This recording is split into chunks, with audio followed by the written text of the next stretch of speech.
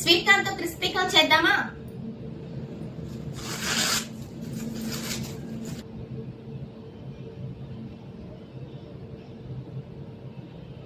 మొత్తం ఒలిచేసాను.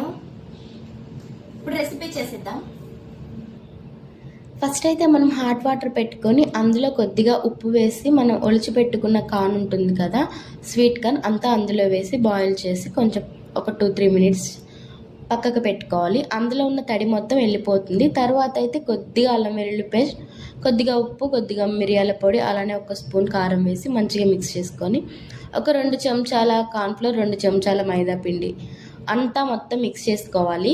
ఆ sweet కార్న్కి mix చేసుకున్న తర్వాత మనం నూనె ముందే వేడి చేసుకొని పెట్టుకొని మనం కలుపుకున్న స్వీట్ కార్న్ మొత్తం అందులో వేసి కొద్దిగా ఫ్రై చేసుకోవాలన్నమాట. ఒక 5 నిమిషాలు ఫ్రై చేసి టిష్యూలో తీసి పక్కన పెట్టుకోండి. తర్వాత అయితే దాని మీద కొంచెం చాట్ మసాలా వేసి మంచిగా మిక్స్ చేసుకోండి. రెడీ అయిపోతుంది. లాస్ట్లో లెమన్ పిండుకుంటే చాలా బాగుంటుంది. నచ్చితే లైక్ చేయండి.